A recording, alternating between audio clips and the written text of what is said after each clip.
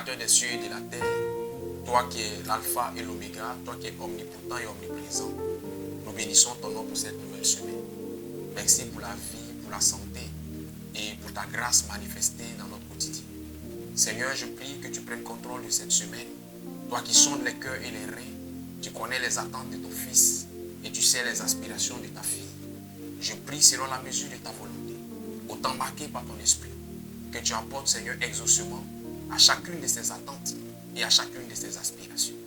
Prends contrôle de cette dévotion matinale et qu'à travers cette exhortation, tu viennes véhiculer un message fort à ton fils, à ta fille. Tu viennes donner à ton peuple de rester attaché à ta parole et connecté à ta sainte et divine présence. Fais de nous les dispensateurs disposés de cette connaissance ce matin pour la gloire de ton Seigneur. Merci Seigneur parce que tu le fais. Au nom de Jésus que j'ai prié.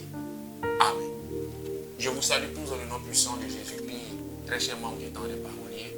Je prie que le Seigneur bénisse votre semaine et qu'il en soit de même pour vos différentes familles. Bienvenue à notre dévotion matinale dont l'intitulé sera devant Dieu et devant les hommes. Matthieu le chapitre 10, verset 32 à 33, qui s'affiche maintenant sur l'écran. En substance, dans ce verset, Jésus-Christ déclare que celui capable de le confesser devant les hommes, lui non plus sera capable de le confesser devant son Père qui est dans les cieux.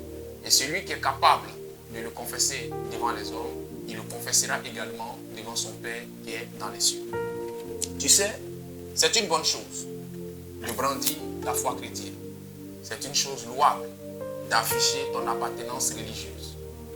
Au-delà de toute chose, à travers des posts, à travers des publications, en véhiculant des messages d'évangélisation, tu affirmes ta chrétienté. Et je bénis le nom du Seigneur pour cela. Mais il est important que tu comprennes que tu dois aller au-delà de cet aspect des choses. Il ne sert à rien de poster des messages d'évangélisation. Il ne sert à rien de poster des messages bibliques. Il ne sert à rien de crier à tue-tête que tu es chrétien ou que tu es chrétienne et avoir un état de vie qui ne glorifie pas ou qui ne confesse aucunement le nom de Dieu.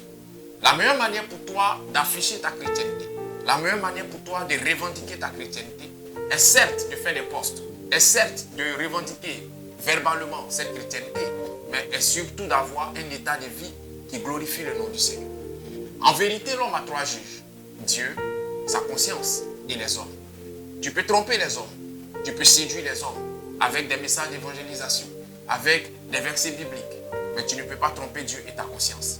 Si au fond de toi, tu es conscient que tu n'es pas encore réellement converti, si au fond de toi, tu es conscient que tu as un état de vie qui est loin des versets que tu publies, qui est loin des messages édifiants que tu postes, je prie que le Seigneur vienne à ton aide et qu'il te donne d'avoir un état de vie qui glorifie son nom. Car il ne sert à rien de montrer à tout le monde qu'on est chrétien et au dernier jugement, ne pas faire partie de ceux-là qui seront sauvés. Je prie que le Seigneur t'aide à comprendre ces choses-là. D'un autre côté, il faut que tu comprennes que afficher sa foi chrétienne n'est nullement un compte que tu dois rendre à qui que ce soit. Dieu, toi et ta conscience savez que tu es chrétien, savez que tu es converti. Ne te sens pas toujours obligé de montrer aux uns et aux autres que tu es chrétien. Ne te sens pas toujours obligé de brandir ton appartenance religieuse. En entreprise, au travail, dans la société, tu n'as nullement besoin de le faire.